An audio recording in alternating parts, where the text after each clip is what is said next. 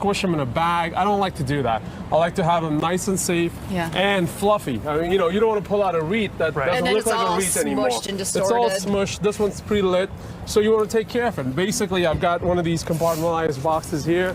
You store it, you push in there, and then... You're still smushing it, though. I guess you get a bigger one. A little bit. A bigger box would be good. And then you got wheels. This thing rolls right under your bed.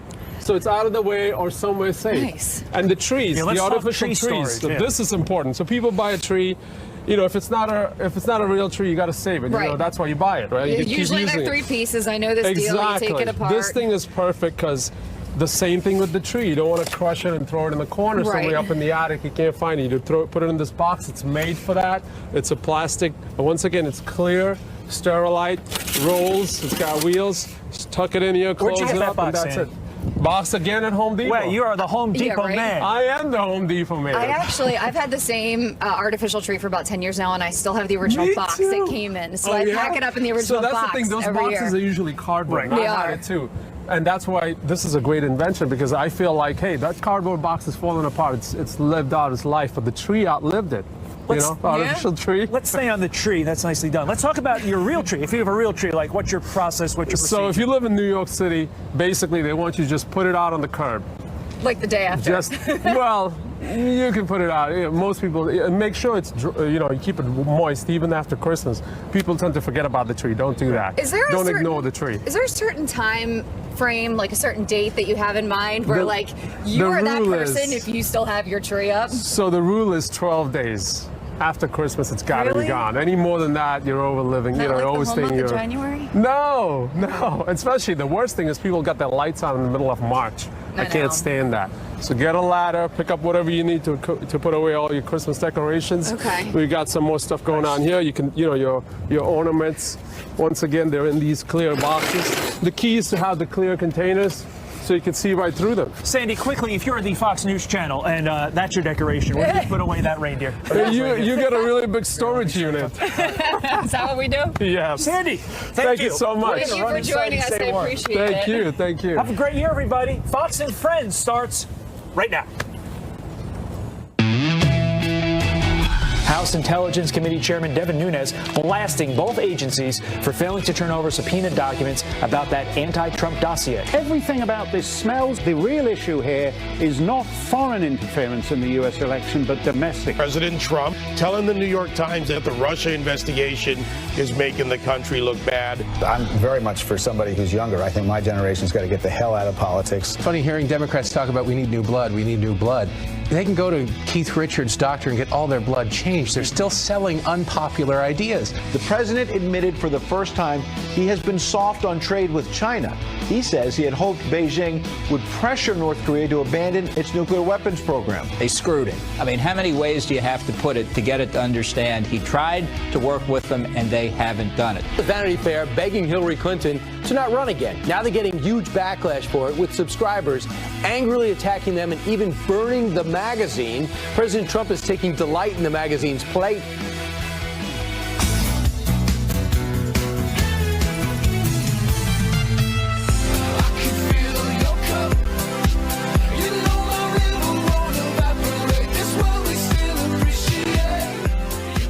Dark and chilly out there on the last Friday of 2017. Welcome to Fox and Friends. Pete is here with us. Rachel as well. I'm Leland Vittert. Great to be with you. The big guys are enjoying their well-deserved time off. Of course they are. It's the last weekday of 2017. We've got a weekend, but on Monday it'll be January 1st. So who knows what you're going to find on this program of Fox and Friends, the final 2017 program. And y'all are enjoying Wisconsin weather here in New York. Wisconsin, Minnesota weather, it's way too cold. Wisconsin and Minnesota weather, yes, it is. Enjoying, I'll let you put that adjective on there. No, I'm not do you enjoy it when it's -10 in Wisconsin? I stay in. I'm like a shut-in. Once it gets to a certain temperature, I just look at the kids outside and I wave at them playing in the snow. I don't feel like this set is missing a fireplace. Yeah, that would be nice. How about a fireplace installed? Yeah, somewhere. Even if it's one of those just video fireplaces. You just feel warmer just getting a rogue video. Of course. I did the Yule log for the first time this Christmas for like a couple of hours on the TV. You just turn the Yule log with music. You don't have a fireplace? No, I have a fireplace as well. I have two fireplaces going, real and virtual. I have the fireplace on all the time. And join us all morning long on Fox Friends. Thanks for being here. We're going to move on to a little bit of news as well. All right, well, enough is enough. House Intelligence Committee Chairman Devin Nunes blasted the DOJ and the FBI for failing to turn over documents on the anti-Trump dossier. That's right, and Nunes is now demanding all records be available by next week. Griff Jenkins live in our nation's capital where there's not a fireplace either. Good morning, Griff. Good morning, Leland, Rachel, and Pete. We're going to start the year with a bang on Capitol Hill because this is a very strongly worded letter. It sets a deadline next week for a possible showdown between the Intel Committee and the agencies. Chairman Nunes is slamming the Department of Justice and FBI for failing to produce documents related to subpoenas issued over 4 months ago concerning the so-called Trump dossier, telling Deputy Attorney General Rod Rosenstein in the last line of this letter, quote, "At this point, it seems the DOJ and FBI need to be investigating themselves." Nunes is demanding those documents by January 3rd, along with witness lists. He is clearly frustrated with the agencies for slow walking his request, and the sentiment is shared on Capitol Hill. House Majority Leader Kevin McCarthy. I understand the frustration because when you sit back and you look at what has happened, the lack of response, Congress has a responsibility of oversight. They have been ignored. They have been delayed. They have refused to send people in to have hearings or to be questioned. Now, President Trump sat down with a New York Times reporter yesterday who asked about the Mueller investigation. The president telling him that he has confidence in Mueller, saying, quote, "I think that Bob Mueller will be fair and everybody knows that there was no collusion.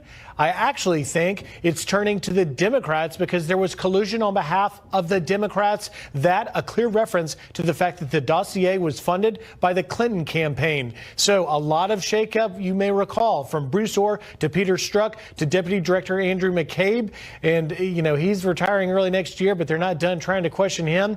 Guys, we will see where this all goes, but it's going to be a very busy week, midweek next week. Indeed. Yeah, for sure. All right, Griff Jenkins in Washington. Griff, thank you. Wow, and you do get the feeling that there is perhaps, if there's not something to hide, there's at least an attempt to slow walk things. And we were talking earlier that if there's nothing there, if there is no problem inside the DOJ or the FBI, why hide it? If you don't have anything to hide, you put everything out and say, I'm an open book. Yeah, especially under this administration. I mean, now when you control the levers of those two departments, ultimately they are independent, especially the FBI, investigative bodies. But ultimately, you would believe you would get full compliance. I think it is a reaction of whether you call it the deep state or the bureaucracy of embedded career civil servants who still have the grips of power in a lot of these places and don't want to give up all these information. And it is this new Inspector General investigation of the DOJ that has actually not new. It's been going on for a year, but we're now learning more about it. That forced the Peter Strzok text messages to come out. So there seems to be an independent investigation actually going on, which is feeding the Mueller investigation and creating a problem for that investigation. If there's an ideological viewpoint there, I hope there isn't, but a lot of people fear there might be. Well, I think you're being really nice when you say they're slow walking. I think there's a cover up. To me, I look at this and I say there's only one reason why for 4 months you would be stonewalling Devin Nunes and the House Intelligence Committee and not turning this over. And the only reason would be because there must be something embarrassing about how they obtained the dossier and how they have really been going after using the DOJ, using the FBI, using our justice system to go after the president in a really unfair manner. And I'll tell you what, Congress, I have a husband who's in Congress, they are mad. You know, this is the United States of America. This is not Russia. We're talking a lot about Russia. The KGB doesn't have to respond to the American people. These two departments need to understand that they're accountable to the American people. So when you stonewall Congress, you're stonewalling the American people. Well, it is Congress that is the voice of the American people. We're going to have Representative Rooney out of Florida, who made some news earlier talking about purging members of the FBI and the DOJ, the folks that Pete were talking about. Listen now to Trey Gowdy laying out the case here about how everything is different. FBI handling Hillary Clinton investigation versus the Trump investigation. What was different about the investigation into Secretary Clinton? The answer is almost everything. I'm not interested in litigating their decision not to charge her. Just forget about that. You can like it, you can not like it. No entity is too big to provide oversight over, and the FBI and the Department of Justice are strong enough and venerable enough to withstand scrutiny. If you have made the decision not to charge someone in May of 2016, before you have interviewed 24 witnesses, before you have interviewed the target of the investigation, then you're going to have to explain how you reached that decision not to charge before you ended the investigation. That's not the way it's done for anyone else in this country. So I want to ask the FBI, did you do things differently in her investigation? We already know the answer. The answer is yes. So then we're going to ask, why did you do it differently in her case? You know, and I think the president gave an interview yesterday, which we'll get to as well. He's playing this very shrewdly. He's saying, hey, I'm not going to fire Bob Mueller. And I think he's looking into things as fairly as he may or may not, because he understands, to your point earlier, there is no there. There is no collusion. He's reiterated that time and time again. But there is this sense, and an abiding sense, I think just from regular Americans, there's no doubt that Hillary Clinton received a special treatment. If I was an intel officer in the United States Army and did 1/1000th of what Hillary Clinton did with classified or even nearly classified information, I would be in Leavenworth right now. It's not an if, it is an is, because there are former intel officers, there's former members of the United States Navy, there's former military people, there's former NSA workers, former CIA officers who have served time, who have gone to jail, who have lost their jobs, who have lost their livelihoods because of doing much, much, much less than what Hillary Clinton was accused of doing. And at some point for the Democrats, as you talk to them in Washington, it's almost about the journey, not really the destination. They feel as though that if they can keep Russia, collusion, Mueller, Trump in the same sentence, they don't really care about the verbs between all those words. Right. It's a good point. It's a narrative they have to feed no matter what. Well, I was going to say, you know, the American people didn't, I mean, it's nice getting more of this information that we're getting, as you said, from this independent counsel, proving that Hillary was treated differently, the messages that we saw from Peter Strzok. But the American people knew this. I think that's why she wasn't elected. And by the way, Democrats want to move on from Hillary, which is why Howard Dean says old Democrats need to get out of the way in 2020. That's light. Listen to Howard Dean. I think my generation's got to get the hell out of politics, start coaching, and start moving up this next generation, so that who are more, I think, fiscally sane. This young generation's going to pay for that if we don't get the hell out of the way and have somebody who's 50 running the country. So we've got here's a full screen of some of the top Democrat 2020 contenders. Bernie Sanders, 76, Biden, 75, Warren, 68, Kamala Harris, 53, Sherrod Brown, 65. I think Hillary Clinton, if she ran, would be somewhere in her 70s. I'm not exactly sure. Well, and that list is not our list. That is Democratic insiders. That's the people who are out there raising money. I don't know if do we still have that picture of Howard Dean that we put downstairs with him with his arm out here? I think that's the picture from the screen. He seems to have. There it is, yes. Get out of the way. He has tempered since.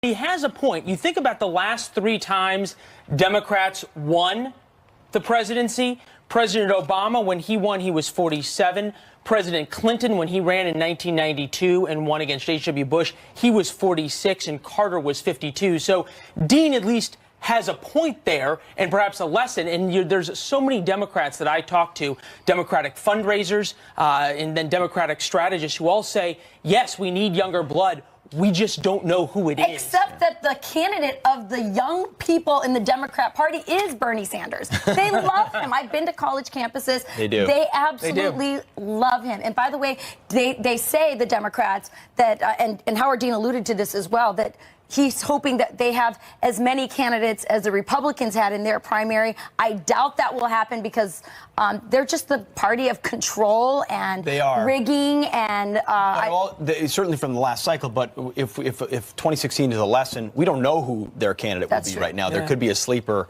that we're not even looking at right now that people coalesce around quickly. But you're right. We'll see if their process is Larry Sabato was on a couple days ago saying that the airlines are going to have more flights into Iowa because there's so many Democrats who want to run for president. With that, Jillian here with some headlines from the morning. Good morning. Good Friday morning, and we do have some breaking news, guys. So let's get everyone caught up with this Fox News alert.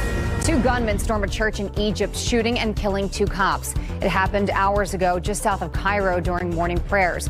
One of the gunmen shot dead. According to state-run media, a manhunt is on right now for the other. No word yet on who's responsible, but ISIS has killed dozens of Christians in church bombings and shootings in Egypt this past year, including twin bombings at churches on Palm Sunday.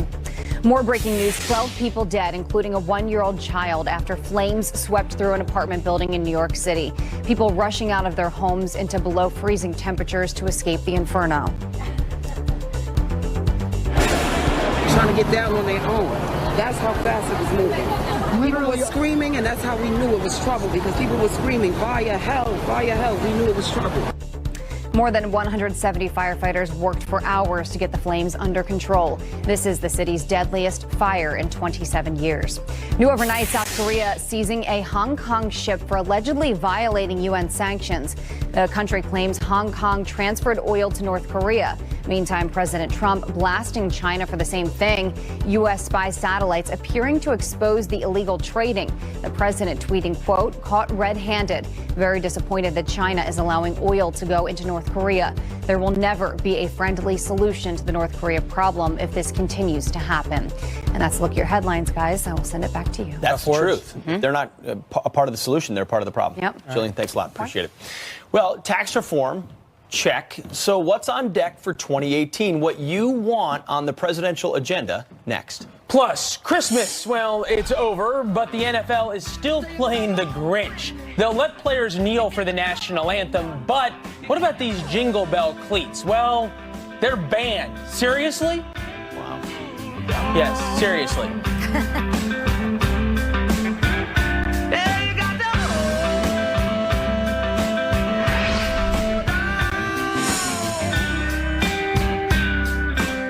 Fox and Friends is brought to you by Joseph A. Bank, the new tradition since 1905. Joseph A. Bank lowest prices of the year event lasts 4 days. Save up to 75% store-wide. Find suits for $179, sport coats $99, dress shirts and sweaters $29. Plus, take an extra 60% off all clearance items. Last 4 days to save. Only at Joseph A. Bank. You wouldn't believe what's in this keister. A farmer's market, a fire truck, even a marching band. And if I could get comfortable talking about this keister, then you can get comfortable using Preparation H. For any sort of discomfort in yours. Preparation H. Get comfortable with it. Hurry, it's the final days of the Ford year-end sales event. It's your last chance of the year to get our best offer of the year. 0% financing for 72 months, plus an extra $1,000 cash back across a full lineup of Ford cars, trucks, and SUVs. So hurry and save big on America's best-selling brand. It's the final days of the Ford year-end sales event with 0% financing for 72 months, plus an extra $1,000 cash back. See your Ford dealer before January 2nd and save. Grandma, look! Wow. Grandma, there's another one. Thank you, VSP. Vision coverage not offered through your employer? Look into affordable individual vision plans. That's a beautiful Direct from VSP. Chapelinas, that sounds interesting. Actually, I'll just go with the taquitos. Thank you, VSP. Vision coverage not offered through your employer? Look into affordable individual vision plans. Direct from VSP.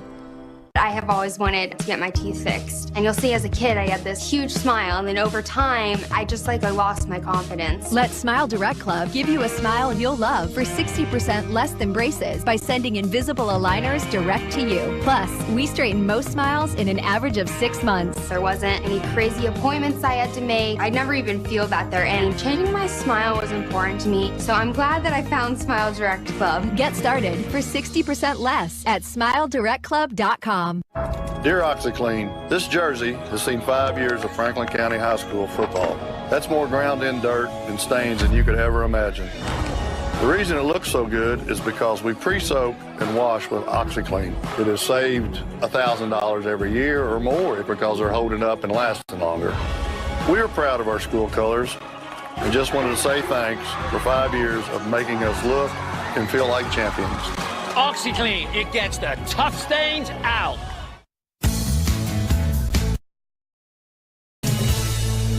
Welcome back. President Trump is mapping out his agenda for the new year.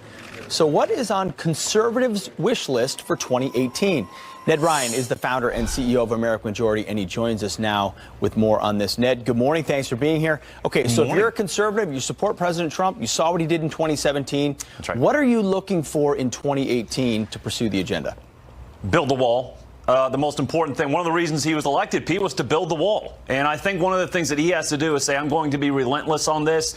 It's about $22 billion to build that southern wall, 1,000 miles, 40 feet long, 40 feet high. And he has to tell Congress, there is no DACA deal unless I get full funding for my wall. He needs to remember, this is one of the top reasons he got elected. He needs to keep appointing Federalist Society judges to every level of the federal bench. And this is important. He has to make sure that they're young, make sure that they're 40-somethings, because, Pete, one of the things that's important to tearing apart the administrative state is putting in conservative judges that are going to curtail it and start to tear it apart. And we talk about draining the swamp. One of the ways that you can do that is putting in these young judges. The other thing that I would like to see him do is put out an executive order in January saying the departments will cut 10% of their staff and spending in 2018. I don't think people understand there are almost 2 million federal employees costing taxpayers $137 billion a year. We could take a 10% cut and people probably wouldn't even notice it. Another couple of things that I'd like to see. I want to see him close that carried interest loophole. It was one of his big campaign promises. It is egregious. It is fundamentally unfair. It could save up to $180 billion over 10 years, and he can do it without Congress. He can do it through an act with Secretary of Treasury Mnuchin, through Section 707 of the tax code. I would like to see him do that as well and say, we're not going to give those fat cats this loophole anymore. It is unfair. We will not tolerate it anymore. And Ned, you said there's one more place you'd like to see funding completely cut from. That's right, Planned Parenthood. I would like to see him go after funding for Planned Parenthood. There is no reason that Planned Parenthood should be getting $550 million in taxpayer dollars when a significant percentage of Americans, myself included, find the killing of unborn children egregious. Cut funding for Planned Parenthood. Pete, I'd throw in something else, too, that he can do without Congress. Declare the Muslim Brotherhood a terrorist organization. If he were to do those things in 2018, when I think Congress is going to be a little hesitant to do some of the big items, that would be, to me, a great list of things if he could pull all those off. The first item on your list, building the border wall, you're right. It was one of the biggest reasons why people voted. Where's the inflection point? Where's the moment where this happens? Well, I think it's this whole debate over DACA. You know, I heard Mitch McConnell saying that he thinks he's going to bring that to the floor in January, and Donald Trump has to say, we will not have a DACA deal unless you get me full funding for this southern wall. And so I think it's going to be in the first couple months of 2018 where there's going to be a huge debate over what's happening in regards to DACA. And this is where Trump draws a line in the sand and says, nope, we're not having this conversation unless you give me that funding. No, I think that's an important point. Full funding. Washington loves to say initial funding, and then they never fund it completely. It's got to be full. Ned Ryan, I think you've got the pulse of what Trump voters are looking for in 2018. We appreciate your time. Thanks a lot. Thanks, Pete. All right. Well, Vanity Fair apologizing. They're apologizing now. This is not a joke. For suggesting New Year resolutions for Hillary Clinton. Take up a new hobby in the new year. Volunteer work, knitting, improv. And Roy Moore's last-minute lawsuit that alleged voter fraud. Jones is now the first Democrat to win that seat in 25 years. And the State Department expected to dump an avalanche of emails from Hillary Clinton's top aide today. According to Judicial Watch, the nearly 3,000 pages of Huma Abedin's work documents were found on her ex-husband's laptop. You might remember him, convicted sex offender Anthony Weiner. Former FBI Director James Comey announced that bombshell discovery last October, days before the election. And Hillary Clinton has claimed over and over that that announcement cost her the presidency. That and a few other things, Leland. All right, moving on. Vanity Fair forced to apologize to liberals, their readers, saying they missed the mark over their suggestions for Hillary Clinton's New Year's resolutions. Listen. Take up a new hobby in the new year. Volunteer work, knitting, improv comedy, literally anything that'll keep you from running again. And now President Trump is getting into the mix. He's bashing the magazine for caving to the left. He tweeted, Vanity Fair, which looks like it's on its last legs, is bending over backwards and apologizing for the minor hit they took at Crooked Hillary. I love he keeps the name, Crooked Hillary. Anna Wintour was all set to be ambassador to Court of St. James, and big fundraiser for Hillary Clinton, is beside herself in grief and begging for forgiveness. All right, and we wondered who might have some thoughts on this, and, well, we found Tomi Lahren. Tomi, thoughts on this, because it first blush, though, it was Vanity Fair finally sort of dishing it out even-handed. And I gave them credit for that, actually, a couple of days ago on Hannity. I said, hey, good for them. They had a humor. They were able to poke fun at Hillary Clinton. And, of course, anytime you poke fun at Hillary Clinton, the leftist machine is going to come after you. But why are we apologizing to Hillary Clinton for anything? I will apologize to Hillary Clinton when she apologizes for compromising national security and classified information, lying about Benghazi, taking money from countries who torture women and gays, rigging the primary against Bernie Sanders, and just making women overall look bad. That's when I will apologize to Hillary Clinton. Until then, my goodness, Vanity Fair, get a backbone. Well, Tomi, I think she's safe. I don't think that's going to happen anytime soon. You're true. Well, this is what Vanity Fair had to say, to your point. They said, quote, it was an attempt at humor, and we regret that it missed the mark. Who did it miss the mark with, Tomi? Well, I think it's pretty obvious. If you look at Twitter, it was melting over this. They can't even take a joke at this point. They can't even poke fun at Hillary Clinton. I think maybe even Hillary Clinton might have more of a sense of humor than some of her supporters. And that's really saying something. Now, it is. It is. Yeah, we saw that humor really come out on the trail. So, Tomi, Hillary now tops the list of the most admired women in the world. By the way, this is like her 16th year in a row. Right. I looked at the list. There's not one conservative woman on the list. What do you make of this? Well, here's the deal. I think after 8 years of the Obama administration, Americans have been conditioned to appreciate losing and appreciate losers. So now we are still admiring losers, and Hillary Clinton is certainly a loser. But also keep in mind, the other women on this list include Beyonce, who is admired for grinding and thrusting on stage. So I don't know about this list. I don't know about the polling. I haven't trusted polls since November 8th of 2016. I don't know about you guys, but I don't know why we're still looking at polls when they say that Hillary had a 93% chance of winning.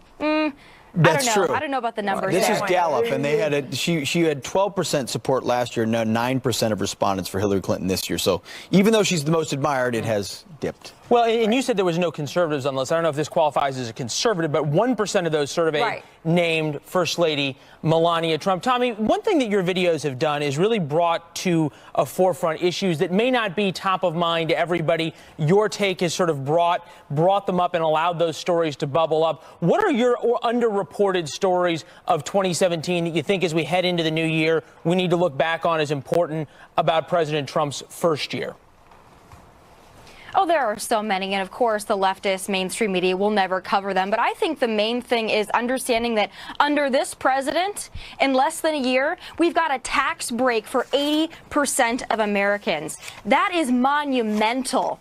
And that's something that we're going to be remembering for years to come. And the middle class is going to be remembering for years to come, not just Republicans, but Americans in general. So I think that that is a big one. However, there are so many. I think historically, let's look at the president and his moves to recognize Jerusalem and recognize that as Israel's capital and move the embassy to Jerusalem. That is historic on its own.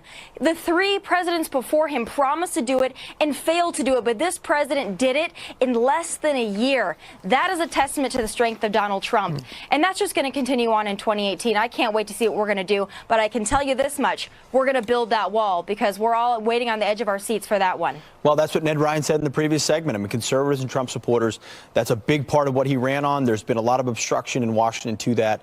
But ultimately, if he keeps focus on something like that, his folks are going to love that. And they believe it's crucial to keeping our country safe as well.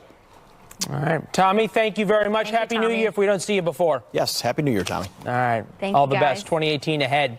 All right. Christmas, well, it's over. But the NFL, they're still playing the Grinch. They, as we've talked about, let players kneel for the national anthem. But how about these Jingle Bell cleats? Well, They're banned. We'll tell you why. Plus, indulge one more time before that New Year's diet kicks in. The recipes you need to try this weekend next. We have Leland to thank for this segment. Thank you, Leland. And I'm going to be indulging for sure. But first, happy birthday GoFundMe page, where he has raised more than $1,300. He says he's going to donate any extra money over what he was fined to charity. Very, very generous of him. Very generous of him. Of course, He can afford $6,000. Of course you can. It's the larger point, which is why we're talking about it right now. So you've got the NFL, which some have dubbed for a long time the No Fun League, not just for this, but for, no hits and they're going soft and all of that. But you've got the issue this entire year of kneeling for the national anthem. But now you see this fine and a series of other fines that players get. Now, listen, there are rules. The NFL is allowed to have rules. Yeah. The issue a lot of us have with it is that you've got these rules about, cleats that look like Santa Claus for a Christmas Eve game. And they're adorable. And they're adorable. You use cute. I don't know that that's a word I would use, That's but adorable. They're great. And they're monogrammed, too. They're monogrammed, a ton of fun. Yet, when it comes to kneeling and the protocol, they won't enforce that. It's a selective enforcement, which looks like, hey, the small stuff will go all over. The big stuff that matters to a lot of Americans, even though our ratings are tanking, we're not going to pay attention. Well, it's different than making a statement for perhaps on Christmas. You think about folks kneeling. That is a political statement. You also wear cleats, as Pittsburgh Steelers' D'Angelo Williams did about finding the cure. He was fined $5,700. William Gray, who wore purple cleats to bring attention to domestic violence, hardly a divisive political issue, perhaps something we can all get together on, he was also fined $5,700. Was Kaepernick fined for the pig police I don't think he socks? was, no. I don't think he was fined for that. Here's what I find interesting. The kneeling, the socks from Kaepernick, these are things that actually affect the bottom line for the NFL. Jingle Bell cleats, I don't think it's really going to make a difference in their bottom line. So it's really weird. It's not just the things that you're talking about, Pete, but it just seems like an odd place for the NFL to take a stand on. If anything, Americans will look at that and go, that's really cool. Why aren't they all wearing Jingle Bell cleats on New Year's Eve, right? It's great. At least they're letting them celebrate in the end zone this year. It's like the one little iota of fun the NFL can manage. Let us know. Let us know what you think. Email it in. We all want you to let us know what you think. Friends@FoxNews.com. Leland's got his own special cleats that he wears on the show. He's got cowboy boots. They're not cleats, but they're special. I'm just trying to keep up with your socks, Pete. Okay, no. Come on. No, really. Boots are cooler than socks. That's a fact. Well, America agrees with you. All right, we're going to toss to Jillian right now. Who's got a few more headlines for her. Good morning. Good morning, guys. You're going to get fined for wearing those, Leland. You better watch out. The two brothers who forced a packed plane to make a U-turn 4 hours into the flight could face criminal charges. The FBI says they boarded the flight from LAX to Tokyo using a single boarding pass. The mix-up causing a 4,000-mile detour for passengers, which, by the way, included model Chrissy Teigen and her husband, singer John Legend. They documented this whole ordeal on social media. Turns out one brother had a ticket for that flight. The other brother actually had a ticket to Tokyo, but with a different airline. The Drexel professor who tweeted, "All I want for Christmas is white genocide," is now out of a job. George Ciccarello Mayer is resigning next year. In a statement, he blames, quote, "nearly a year of harassment by right-wing white supremacist media outlets and internet mobs who have made death threats against him and his family." The professor came under fire after saying he wanted to vomit when he saw a passenger give up their airline seat for a soldier. And also he blamed the Las Vegas shooting on Trumpism. Insane new video showing a man drive right off a pier into frigid water. Yeah, the man trying to get away from police when he nosedives into the Columbia River in Oregon. At first, he tries to swim away, but quickly turns back, letting fishermen help him out of the water. He was treated for hypothermia before being booked on multiple charges, including trespassing on boats. Jeez. Take the money and run. That's exactly what a woman is claiming her coworker did with their winning lottery ticket. The waitresses in Arkansas were gifted the scratch-off as part of a Christmas gift from their boss. It was a winner, but Leslie Underwood says her coworker and now former best friend, pictured here, smiling as she claimed the $3,000 prize. Well, she disappeared.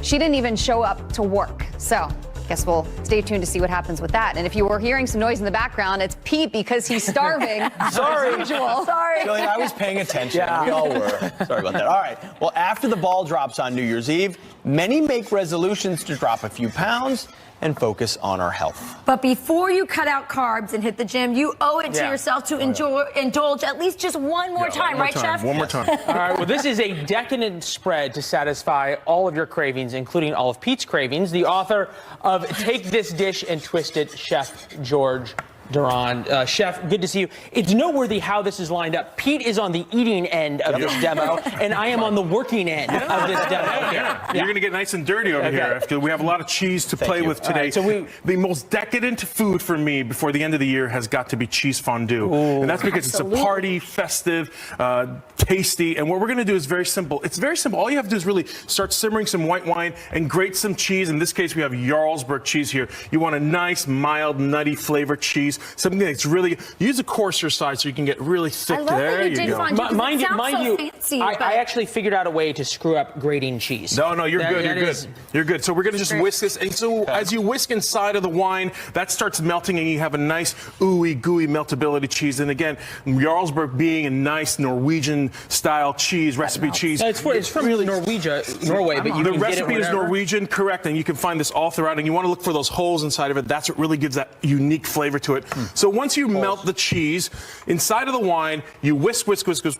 Then you have a lovely fondue. And inside here, you can put salt, pepper, garlic, onions, whatever you want inside of it. You can make it your own. But here's what I've done. Actually, I've taken an Italian loaf, and what you do is you hollow out the inside of the loaf. You kind of cut it in a base. You hollow out the inside. You toast it with some olive oil, and this turns into kind of like a bread bowl presentation. You So gotta toast it. Yeah, so you're the good, outs- Grady. You have Okay. to toast it Thank so you. it stays. You can actually pour something in That's there. exactly right. So look at this. Now, once we do this, hot coming through right over here, you kind of pour it just like that and let it overflow too, just like that. Look how fancy and nice isn't that it? looks. Absolutely. And it's so easy to make. Absolutely. And then on top of that, you add a little bit of truffles and on top of the truffle dust, a little bit of truffle dust in there.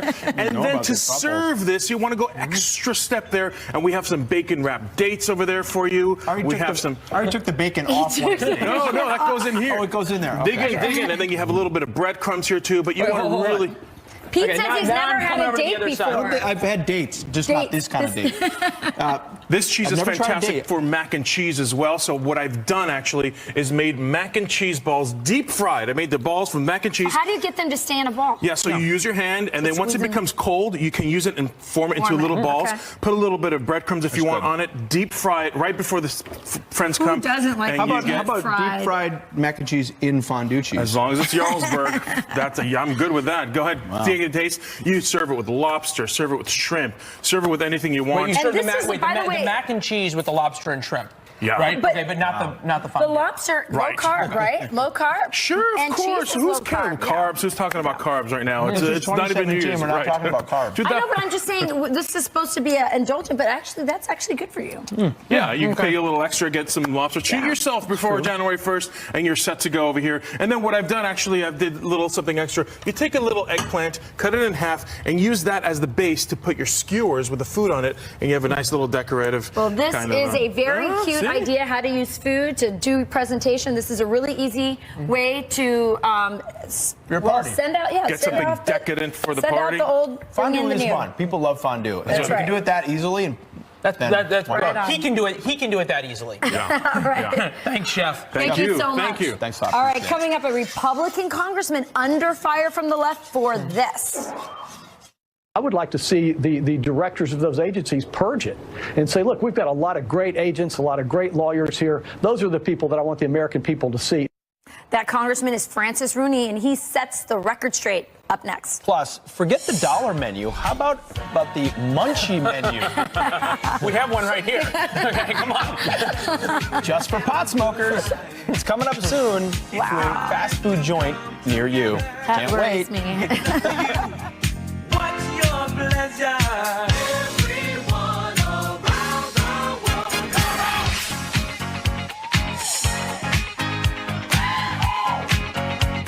The most talked about movie of the year has critics calling it a masterpiece. Ridley Scott delivers another. I had frequent heartburn, but my doctor recommended Prilosec OTC 7 years ago. 5 years ago.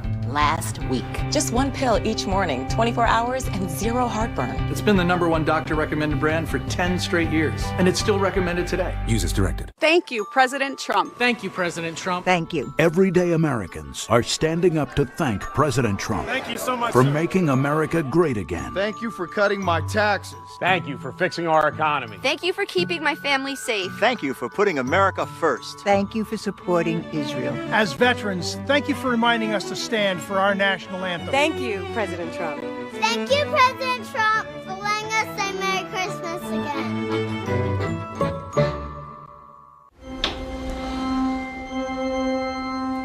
Ready, Daddy? Thank you, VSP. Lost your vision coverage? Enroll today in an affordable individual vision plan direct from VSP.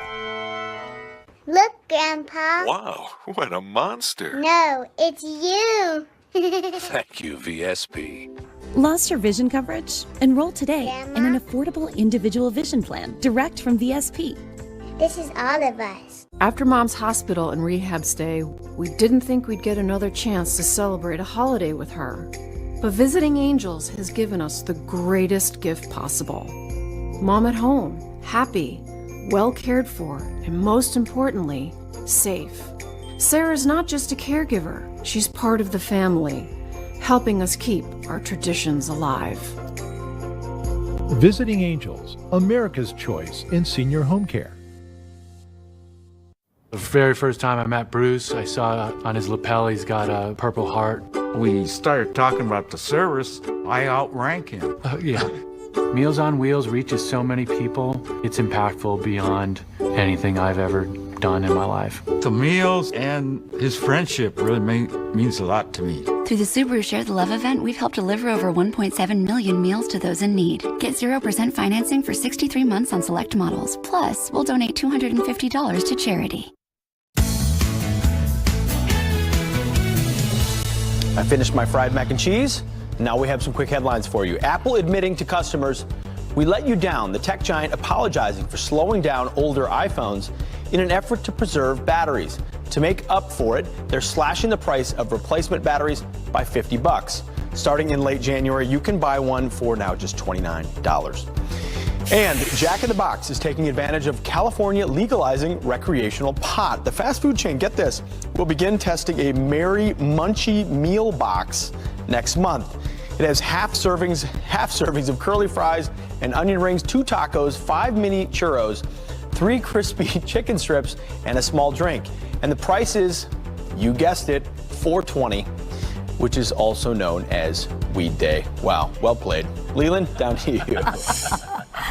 All right, House Intelligence Committee Chairman Devin Nunes slamming the DOJ and the FBI for really a laundry list of offenses related to the Russia probe. In a strongly worded letter, Nunes ripped the agencies for failing to turn over subpoenaed documents and key witnesses, saying, quote, the DOJ and FBI need to be investigating themselves. Joining us now with his reaction, Republican Congressman Francis Rooney of Florida. Nice to see you, sir, where Welcome. It is warmer there than it is here. You got really hit hard, and we're going to get to that in a minute, for saying the FBI needed to be purged, or at least members of it needed to be purged.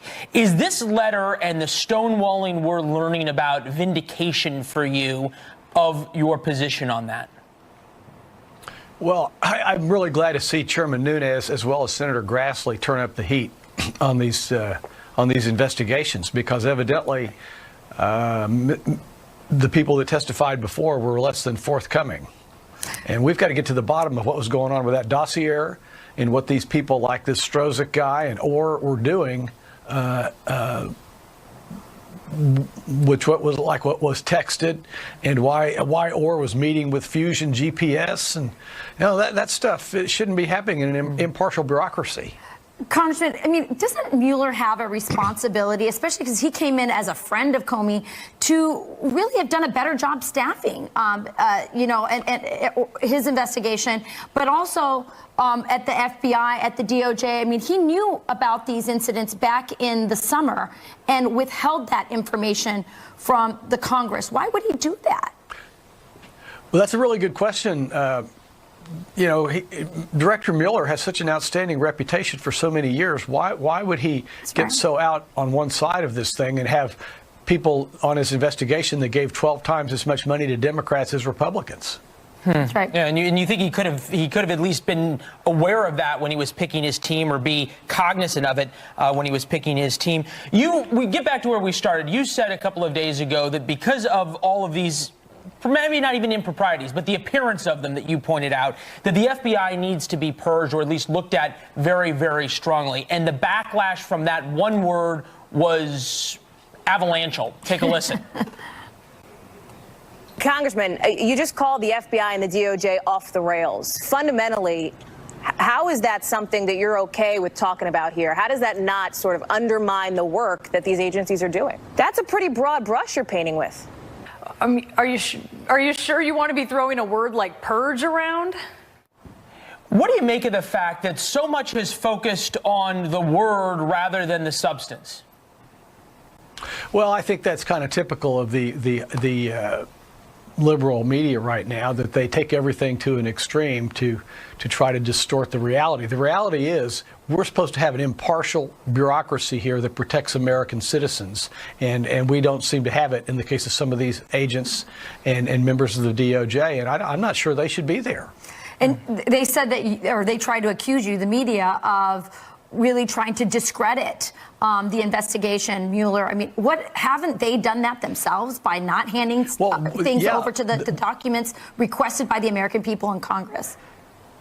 Exactly right. They've discredited themselves. I think for their own good, they should clean this thing up and make sure that the people that work there maintain the impartiality and fairness that the American people expect. The FBI and the DOJ have massive responsibility and impact on American citizens' lives, and for people to be conducting themselves like some of these agents did is very disturbing to me. Well, and also they seem so adverse to any kind of criticism or discussion of their work or oversight of their work, as you pointed out earlier, Rachel. Congressman protects American citizens, and we don't seem to have it. The president admitted for the first time he has been soft on trade with China.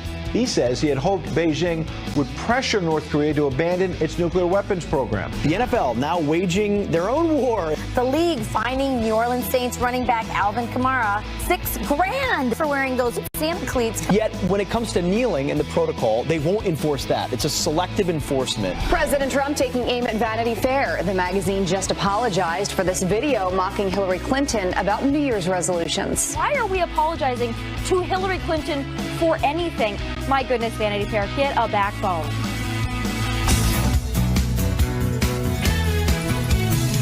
Back where I come from, where I'll be. Our fireplace, I feel warmer already. What is it, like 10 degrees outside in New York City? Asking for a fireplace. He requested it. What a team. Got it. That's right. And I watched the Yule log, which they say the Yule log rates during Christmas. Does it really? Yeah, because you turn the television there, you got a fire in front of you, you got all the Christmas flask music going. I did not have my flask, but one of our wonderful producers got me a Breitbart flask, which I don't have today. I'm going to show it everybody. I don't have it. I have it at home. And it was a wonderful Christmas. But now we're sort of basking and we're moving into a new year. But we keep the fireplace here. By the way, in Wisconsin, we have real fireplaces. We don't need a Yule log digital. Well, We normally light in our Wisconsin, fires. you need a real fireplace. They say in Chicago it may be the coldest New Year's Day ever. Right. And that's south of Wisconsin. True. President Trump had a great tweet about it. He said, well, this global warming stuff, so cold, bundle up, look out for it. That's right. Yeah. I when it was 17 below this week in Wisconsin, I have to tell you, I was also said, bring on the global warming. Yeah. So New York is a relief to you. Well, I mean, all of us are enjoying a holiday break. Not so much on Capitol Hill, even though they're off. That's right. No more delays. House Intelligence Committee Chairman Devin Nunes slamming the DOJ and FBI for failing to turn over documents on the anti-Trump dossier. Nunes now demanding all records be available by next week. Our own Griff Jenkins, who never stops working, live in our nation's capital with the details. Griff, good morning. Hey, Pete, Rachel, and Leland. Yeah, things are not only cold out Midwest, but it is certainly cold chilling on the Hill with this strongly worded letter that sets a deadline next week for a showdown between the Intel Committee and these agencies. Chairman Nunes is slamming the Department of Justice for failing to produce documents related to subpoenas issued over 4 months ago concerning the so-called Trump dossier, telling Deputy Attorney General Rod Rosenstein in the last line, quote, "At this point, it seems the DOJ and FBI need to be investigating themselves." Nunes is demanding those documents by January 3rd next week, along with witness stalling, and the sentiment is shared on Capitol Hill with House Majority Leader Kevin McCarthy. I understand the frustration, because when you sit back and you look at what has happened, the lack of response, Congress has a responsibility of oversight. They have been ignored. They have been delayed. They have refused to send people in to have hearings or to be questioned. This comes as President Trump tells the New York Times today that he believes Bob Mueller is fair, but it follows a lot of shakeup of individuals who have given the appearance of political biases, from FBI agent Peter Strzok removed from the investigation, General Counsel James Baker reassigned, Deputy Director Andrew McCabe expected to retire early next year, and former Associate Deputy Attorney General Bruce Orr demoted, guys. It's going to be a very busy week next week. Yeah, very busy week. Griff Jenkins there in Washington. Griff, thank you. Thanks, Griff. And this brings up Michael Horowitz, the Inspector General in DOJ, who we've talked about, which is why we know about all of this stuff. You called it a cover-up earlier by the bureaucracy inside the DOJ. Pretty simple logic here.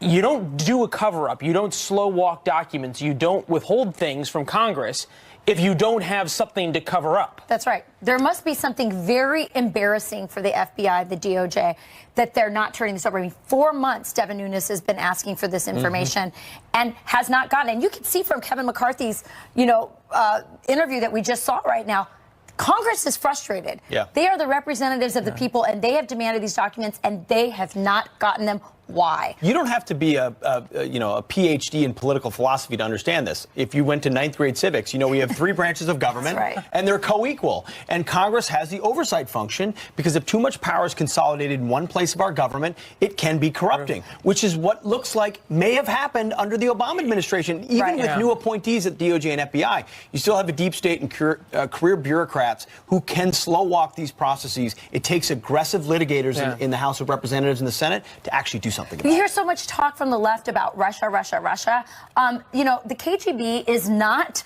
accountable to anybody in the American system. Except Vladimir Putin. Except Vladimir Putin, that's right. But in America, these institutions, the FBI, the DOJ, they are accountable to Congress, to the American people. That they're not turning over these documents is an absolute shame. Well, in the contrapositive always has to be true. That was, I think, 10th grade math. It's a big word. I'm just putting it out there here. And that is, if there was nothing of contrapositive, I don't. Okay, that'll be in the 8 a.m. open. Okay, the definition. But if the FBI didn't have anything to hide, if there was nothing there, they would say, "Here's all the documents. Look at everything. We've got nothing. Our hands are clean." Take a listen to Mark Stein saying that this isn't necessarily an issue of overseas interference, but domestic interference. Right.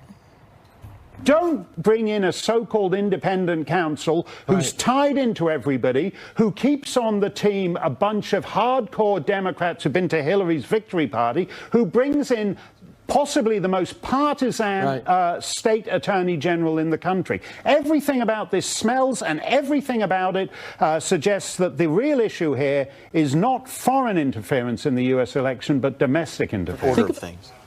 Got it. We were talking about contrapositive while listening to Mark.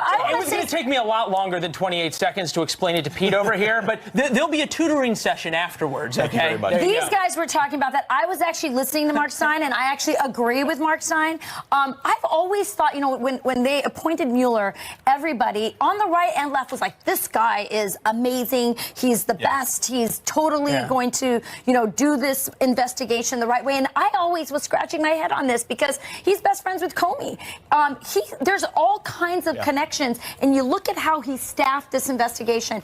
This is somebody, I think, who did a really bad job staffing, or this was an inside job, because why would you have so many Democrats, so many partisans at key points of this investigation? He had a moment, had an opportunity to really, if they really wanted to look at this the right way, they could have. Instead, as you said, stacked it with people that real and perceived have conflicts of interest. Perception is reality. Be fair on this issue. Yeah, well, perception. I mean, you have the dossier.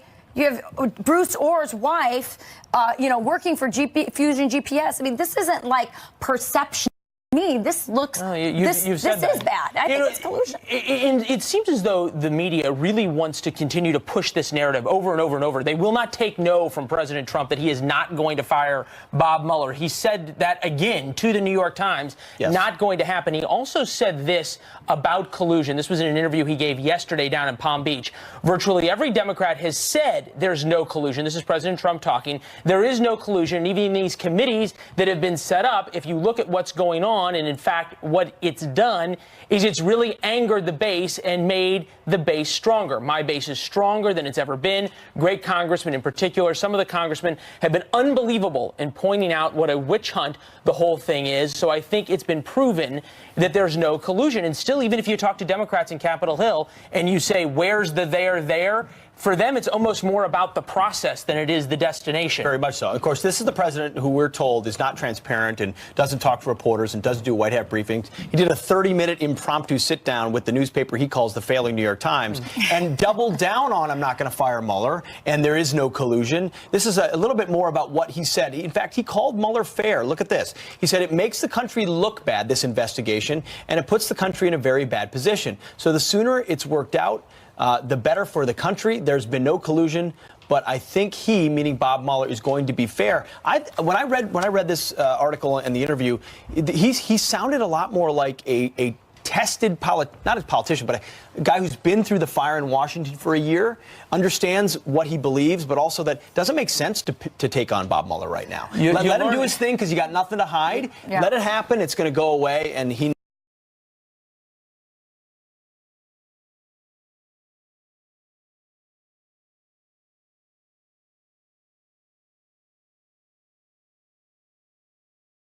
People admire so much about America is that we have elections, someone wins, and the other side they do accept the results of the election. And to me, this entire investigation, the way it's been handled, the way the left has really globbed onto it in hopes that it will bring down this president, shows to me it's embarrassing. It's embarrassing to the world that the left can't accept this election. They're globbing on it. If there was some there, listen, this has been investigated first by Obama before he left office, and now a year later, nothing. There's no collusion. There's nothing Facebook there. ads. There's Facebook ads. There's some Facebook ads, exactly. There's Facebook ads, and there's a few. Interesting. I mean, to make your point, the few indictments that have come down have absolutely nothing to do with the campaign or anything to do with President Trump. Amazing, really, how much news is coming out between Christmas and New Year's, even on this issue. And there is more news as well. Jillian Milley here with our headlines for the morning. Morning, Jillian. That's right. Good Friday morning to you guys, to you at home as well. We have some breaking news that we're following, so we'll start with this Fox News alert. We are now learning that a natural gas line fueled a fire that killed 12 people, including a 1-year-old at an apartment building in New York City. People rushing out of their homes in below freezing temperatures to escape the inferno. People were on the fire escape already trying to get down on their own. That's how fast it was moving. People were screaming, and that's how we knew it was trouble, because people were screaming, fire, hell, fire, hell. We knew it was trouble. More than 170 firefighters worked for hours to get the flames under control. This is the city's deadliest fire in 27 years. Brand new information about a major security breach days before President Trump's inauguration. 2 Romanians now charged with hacking more than 100 of Washington, D.C.'s police security cameras. In the newly unsealed complaint, the U.S. Attorney's Office says there was no threat to anyone's safety. but the two allegedly planned to email ransomware to 179,000 addresses. The suspects were arrested in Romania and could face up to 20 years in prison in the U.S. Nearly a year after Inauguration Day, President Trump will undergo his first presidential physical. The results of the standard exam, set for January 12th, will be made public. Then candidate Trump's health came under scrutiny during the 2016 campaign, his doctor ultimately releasing a letter claiming he would be, quote, the healthiest individual ever elected to presidency. The commander-in-chief is 71 years old. He has no known physical ailments. 9 very proud children taking an oath becoming brand new American citizens. The kids born all over the world coming to the U.S. through either adoption or immigration. It's a hard word to my mom because she had to do a lot of stuff to me to be an American. And it was like a big honor to me. I was really happy. I was proud to myself to be an American. Aww. Each kid held an American flag during the ceremony in Salt Lake City. They also sang the national anthem and said the Pledge of Allegiance. Very nice. Love that story. It's so awesome. It's a great story. It's Great great. story. Excellent All right, story. coming All right. up, the media loves to play up the president's approval ratings, so they must be pretty bad compared to President Obama's, right? Wrong. The numbers next. Yeah, pretty insane numbers. All right, and we've showed you dancing cops before, but you, well, have really never seen anything like this. In case you're wondering, that is actually a dancing police horse.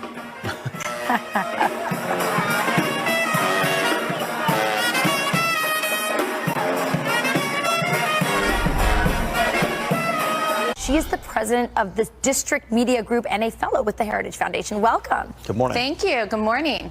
So talk to us about this new poll. So the Rasmussen poll shows that President Trump's approval rating is at 46% right now. President Obama's at the same time was at 47%. Yet President Obama, there it is right there. So they've got more or less the same approval rating at this moment. Yet the so-called mainstream media, which is really the left-wing media, is saying that President Trump is the most disapproved president of all time. No hyperbole there. Yeah, and so when you look at this poll, it's just kind of reinforces what we've known about what Donald Trump would refer to as the fake news, taking a poll like this and still having the narrative that he's not doing well. And when you take a look at the month of December, not only did he end with tax reform, which was huge for his presidency, but also when you look at some of the media coverage, whether it's ABC's Brian Ross, who's now suspended for his incorrect story about the connection with the former national security advisor and the Kremlin, or even CNN having to retract some stories as well. You see that Donald Trump really has ended on a high note, yet many of the mainstream media networks, not Fox, have said that he's not doing well, but that's not the case. I found that so interesting. When I saw the poll numbers, I thought, and how close they were, I thought, wow, imagine what Obama's poll numbers would be if he had endured the media abuse that Donald Trump has endured. That's a great point. Now, I will say, I think President Trump doesn't always help himself by the tweets he sends out. So sometimes he does make it harder for himself. But let's not forget, he's had multiple Russia investigations through 2017. He's had an uphill battle with the news media. He's had a lot of staff turnover as well. But yet for him to have numbers that are this high, when you hear Democrats saying that there's no way he could be reelected, and with midterms around the corner, it makes you wonder if some of the news media are looking at these numbers and are just not taking them seriously. But when you talk to people across the country, what you do find is many people still support this president and are thrilled with what he's done. It makes me think, Beverly, that Donald Trump's approval numbers are about results. And maybe Obama's was sort of a propping up by the media because it seemed like everything he did they approved of, whether they gave good results or not. Even there are some polling numbers or some research at the beginning of President Obama's first few months, and you see that the approval or the narrative that the mainstream media was saying in reference to what he was doing was far more favorable to President Trump. President Trump in his first few months, it was 6 out of 10 stories had a negative narrative to it. So he definitely has had an unfair battle, and when you see what he has weathered, let's be honest, this has been a controversial presidency when it comes to his relationship with the media. even when I saw the numbers, I was like, these are really high numbers, and I think largely due to a fantastic December and the fact that people wanted results, and tax reform being passed was one of those that people cared about most. Beverly, we just put that graphic up of what you were referring to. The Pew Research Center showed that the early coverage of President Trump was 63% negative, vis-a-vis 20% negative under Barack Obama. And we should point out that previous poll, the Rasmussen poll, Barack Obama had a 67% approval rating on Inauguration Day. President Trump only a 56. So you think about how far President Obama actually dropped, and which is much more than President Trump did, considering all that negative coverage. Real briefly, Beverly, will the new year bring a resolution from the news media to treat the president fairly? I don't think so. And part of the reason why is I think it's more of the same, but it's also because we're entering into midterms. So not only is it going to be the typical coverage of President Trump, which can be unfair at times, but also because Democrats, think of Nancy Pelosi or Senator Schumer, they're going to be using very hysterical rhetoric, if I can even say that, in reference to DACA, which is coming up, also in reference to Obamacare. So you can expect them to ratchet that up. Wow, Beverly Hallberg, we might have extreme fake news in the 2018. We'll see. Beverly, thanks a lot. Appreciate it. Thank you. All right. Well, forget about New Year's resolutions. Want the best 2018 possible? Well, open the Bible. Pastor Robert Jeffers will explain why you should do that next.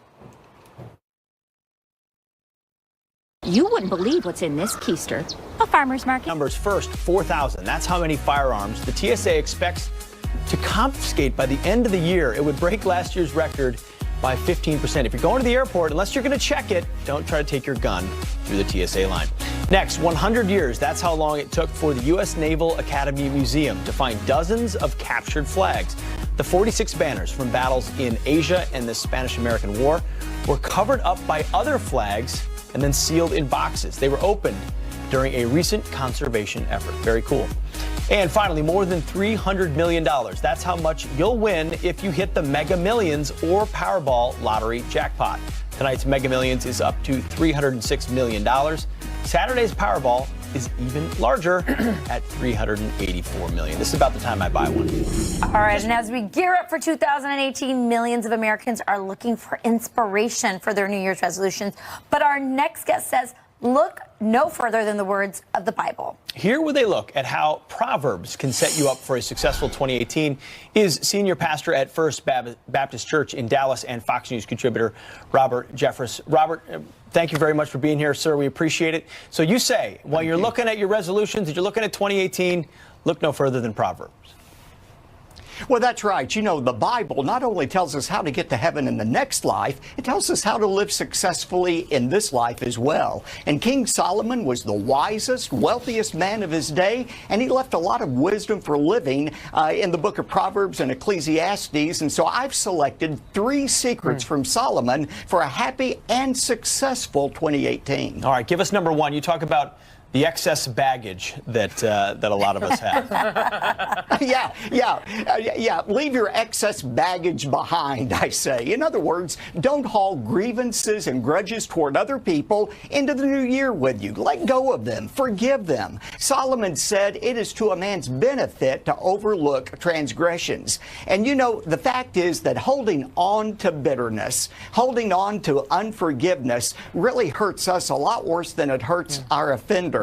It's like drinking rat poison and waiting for the rat to die. So give yourself the gift of give yourself the gift of forgiveness. Somebody said when we forgive, we set the prisoner free, and the prisoner we set free is us.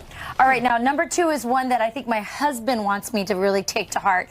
You say, whatever you earn, spend less. That's right. Solomon said there's food and oil in the house of the wise, but the fool swallows it up. A foolish person spends everything that he earns. And the fact is, the way to financial security is to spend a little bit less than you earn over a long period of time. You know, guys, here's an interesting fact. A 23-year-old worker who saves $100 a month and does that until he's age 70 will have $1.5 million, and it's tax-free if it's in in a Roth IRA. So take some of that tax cut that President Trump is giving us, spend some of it, but save some of it for the future as well. No, good advice there. Great piece in the Wall Street Journal. The headline, "I wish you bad luck," and it was quoting Chief Justice John Roberts, who gave that great commencement speech a couple of months ago to his kids' class. But you say the Bible really had it far earlier: to succeed more, fail more. Yeah, that's right. You know, Solomon said, "Cast your bread upon the waters, and it will return to you after many days." What he's referring to is a king who sends out ships to find treasure. The more ships he sends out, yeah, the more that will come back empty, but the more that will come back full as well. So in 2018, send out more ships, send out more resumes, make more sales calls, try to make more friendships. Yes, you may fail more, but you'll succeed more as well in 2018. So true. The key to life is throwing yourself out there, be willing to fail, and learn from it, indeed.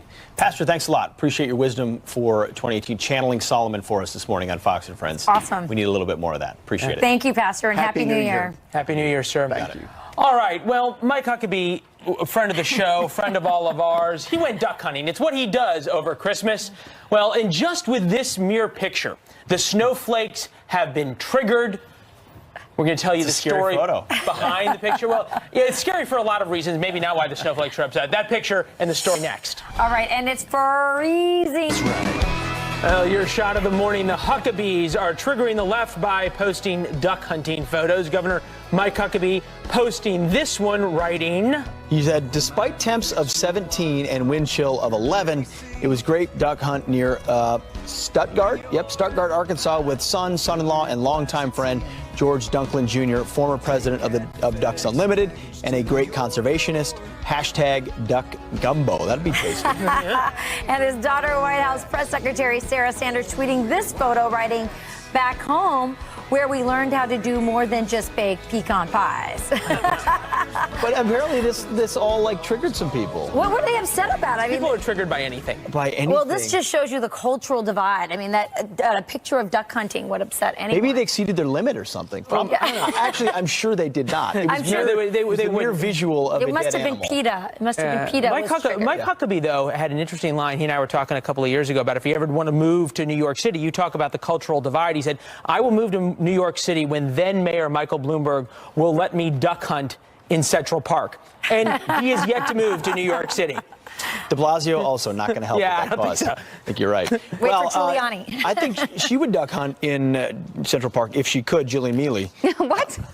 Probably not. That's fake No, news. I would Sorry about not. that. She's a vegetarian. Didn't think about that one. Sorry about that. All right, guys, let's get you caught up on your news of the morning. A man is behind bars charged with posing as a cop and pulling over unsuspected drivers. According to the police department in Tucson, Arizona, the suspect stopped and searched 3 cars. Take a look at the video and put a man in handcuffs. Police arrested him after a victim called 911. They found his car with a red and blue flashing visor light, a dashboard camera, and a handheld scanner and an expandable baton. His motive is unclear. The war of words between a bumped United Airlines passenger and Congresswoman Sheila Jackson Lee is heating up. Sheila Marie Simon firing back at the Texas Democrat who accused her of racism. Simon telling Fox News at first she had no idea who even took her first-class seat. She says it, quote, could have been Donald Duck. Simon is a lawyer and human rights activist. As for United, the airline says the whole thing started because Simon canceled her flight. And in New Orleans, even the police sources know how to boogie on Bourbon Street.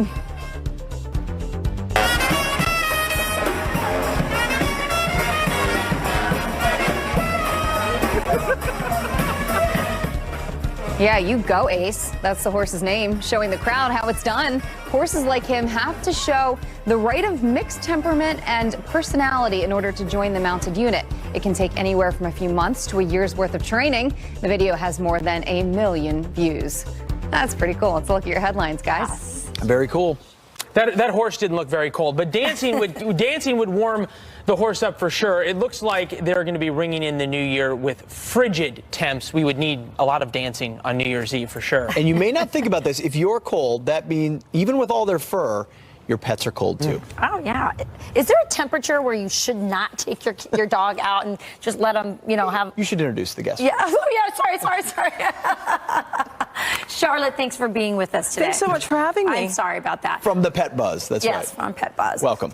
So we're talking about all these cold temperatures. Is there a temperature where your dog should not go outside? Really, when it's like 10 to 15 below, that's a no-no for all pets. But then you also have to take into consideration each pet. So if you have a short-haired, we've got a older runner. dog, you don't want to have them outside, or a dog that's low to the ground. But they got to go to the bathroom, right? So you got to let them out for a little bit. You can do short walks. I usually say in temperatures like this, 10 to 15 minutes, basically a relief walk. And you also want to make sure that they're dry. So when they come in, if you don't have a coat, dry them off. But I brought some coats. We have a parka on Ty here, and Ty is 12, so he needs that cold weather protection. We're going to get out of here. So this is Ty with the parka. This is Ty with the parka. All right, there's and the that's parka. Morrow. No, this is Ty. This is the parka, okay. Right. And then Morrow buddy. here is 5, and he's wearing a jumpsuit. So how does one, I got to go to the functional, how does one, can he go to the bathroom in the jumpsuit? He's You're not getting exactly the same question. There's a cutout to so the privates have exposure to the elements, and then they can go to the bathroom and come back in. They can't tell us. Yep. So clothes are really, really important, but there are other things that you really want to make sure. So the one thing is, we see a lot of times people walking their dog off leash. That's always a no-no, especially when it's cold, especially if you live or walk near a body of water, or if there's blinding snowstorms or rain. So I bought these nighty leashes. They're light up. They're great. 5 feet long. You get lots of control. First, LED fiber optics, very cheap, and $24, and comes with 3 batteries. What about their little paws? I mean, I always wonder about that. So I bought some nose and paw rescue from Pure Natural Pets. And what's great about it is we don't realize, but we get dry, the skin gets dry, so the noses get dry and the paws get cracked. And a lot of dogs do not like to wear boots. So it's always good to do a little wash. And then when you come in, wash them. It's like lotion for their paws. Let's see. Hey guys, can we like a barrier? It's organic. It is a barrier, and also you want to preserve that. Paws crack, and then they eventually. I'm not eating it. I'm not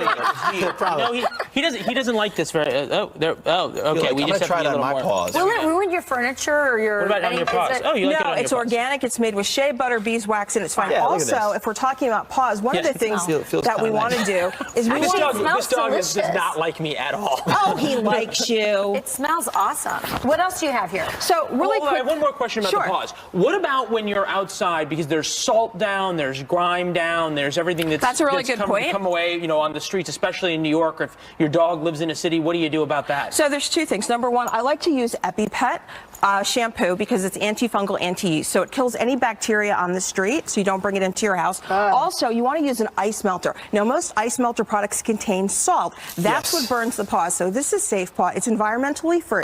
It's sound. It also is great for the concrete, so it won't mess up the front of your house, and dogs can walk on it without the burning sensation. That's a good point. I always just use salt. It's yours today. I'm taking it home. The other thing you want to make sure you do is you have a great bed. Now, I love this bed. This is a Pendleton bed. It's made by Carolina Pet with Pendleton, and it's nice and warm, and the cover comes off. So if your pet gets dirty, you want to make sure, but you want to have a bed that's kind of cool and stylish. And a lot of these Carolina Pendleton beds are based on those iconic blankets. And then for older pets like Ty, we need some more indoor strategies. We have lovepetwell.com, and we have massagers. So really, seriously, they just love the massage, and it's great, especially if you have an older dog with arthritis. It relieves a lot of the tension and the swelling. See, he likes it. Yeah. Pete definitely has the dog touch. Charlotte, thank you very much. One more thing. A warm meal. So Purina Now Fresh, just like you have like warm soup, they have these great warm stews, and once it goes in, it goes in. It's a nice warm stew and turkey and salmon. And cold weather. Or duck gumbo. The Pet Buzz. The Pet Buzz syndicated radio show. Appreciate it. Thank you so much. All right, well, coming up, President Trump says China has been caught red-handed selling oil to North Korea. So what happens now? Retired Green Beret Commander Lieutenant Colonel Michael Walls is on deck with that information. Plus, the so-called flight to nowhere made big headlines this week in men, a.k.a. Pete Hegseth, less likely to be eco-friendly because it's just not manly. According to a new study, men fear green behavior because it might make them seem feminine. That was too easy. Sorry, Matt. It was. Appreciate it. All right. Our spy satellites capturing images of Chinese ships illegally selling oil to North Korea. And President Trump is not happy about it, slamming China recently in a tweet saying, quote, caught red-handed, very disappointed that China is allowing oil to go into North Korea. There will never be a friendly solution to the North Korea problem if this continues to happen. So what do these reports mean about our relationship with China moving forward and efforts to contain or denuclearize North Korea? Joining me now with insight is the author of Warrior Diplomat and retired Green Beret Commander, Lieutenant Colonel Michael Waltz. Colonel, thanks for joining us this morning. So you pass these sanctions. You want to believe they're actually limiting what North Korea can do. Now we see at least 30 times since October where China was caught illegally transferring oil to North Korea. What do we make of this? Well, Pete, for all of the criticism of President Trump for not engaging in diplomacy, we just had the 10th round of sanctions passed in the UN, as you mentioned. And I think Nikki Haley deserves a lot of credit for getting the Chinese and the Russians on board. But the Chinese have been notorious for decades now for publicly agreeing to sanctions and then privately not enforcing them. So we're seeing yet another case of this again. I think, where does the president go from here? One, I'm glad he called them out on the behavior. It needs to be done. But two, I think, really the next step is additional what we call secondary sanctions, which are sanctions not against the North Koreans, but against the Chinese entities, the banks, the oil and gas, the food stuff, the shipping industry that are continuing to do business behind the scenes with North Korea. We sanction them, and we bring our European allies, the Australians, East Asians, others on board to basically start having the Chinese feel the pain here. So what you're saying is there's not a whole lot we can do about enforcement of sanctions. If they're going to cheat on those sanctions, they're going to. Eventually, we need to make it hurt for them. How close are we to, because we've heard about these Chinese banks and how significant they are to the state there. How far are we in sanctioning them? Well, we made some initial steps for a number of banks and a number of individuals, but those sanctions, the problem here, Pete, is time. Those sanctions take time to actually have an effect. We need, from a diplomatic standpoint, to get others on board, Europeans and other Asian countries, to have an effect. At the same time, though, we're on the clock. The North Koreans only need to get an ICBM capable of reentry now. They have the range. Now it's a reentry problem, and they're there. They're across the finish line. Colonel, our most recent national security strategy relabeled China as an adversary, not just as someone that we have to strategically look to oppose. They've just tested China a new kind of ballistic missile with a hypersonic capability. Tell us what that might mean. Well, these types of missiles can essentially fly under the radar. They can glide for a very long range. It makes it much more of a problem for our ballistic missile defense systems. The United States is trying to develop this capability as well. No surprise that the Chinese have essentially stolen it through cyber and other means. We've seen them roll out new generation stealth fighters, new types of drones. Pete, I think at the end of the day, right now, today, if conflict were to break out, unfortunately, we could overmatch the Chinese. But 20, 30 years from now, I'm very concerned. I think we take our technological edge for granted. The Chinese are eroding it fast, and they're doing it through cyber theft and through investment in artificial intelligence and other means. Well, they have a Chinese dream, and their leader has talked quite a bit about it. By 2050, they believe explicitly about it. By 2050, they believe they will supplant the United States as the global power. If there was one thing right now we should be doing in the United States to curtail the Chinese threat, what would it be? Well, there's two things. I can't just pick one. One is we have to, and this is why President Trump's investment in our nuclear triad and modernizing that and ballistic missile defense is so critical. Artificial intelligence, and then separately controlling our debt. The Chinese are the largest debt holder through bonds of the U.S. deficit in the world, and that is a national security threat as well. Yeah, if they can hit us in our wallets, it's a serious problem. Right now we can, but if they have too much leverage, that's a bad deal. Lieutenant Colonel Michael Waltz, thanks a lot. Appreciate your time. All right. Thanks. Good stuff. All right, coming up, could an implant be the key to fighting the opioid crisis? The new high-tech treatment, we're going to bring it to you. Plus, the New York Times, President calls them the failing New York Times, blasting President Trump's unpredictable foreign policy strategy. They call it unpredictable. Maybe it's a good thing. But is it really a bad thing to keep our enemies on their toes? We'll ask that question. Geraldo Rivera weighs in on that one at the top of the hour. But first, on this day in history, in 1845, the Republic of Texas became the 28th state. A lot of them still see it as their own republic. And in 2007, the New England Patriots became the first NFL team in 35 years to finish the regular season undefeated. But we know how that one actually ended. And in 1999, Madonna was topping the charts with her hit Music, and I was graduating from high school.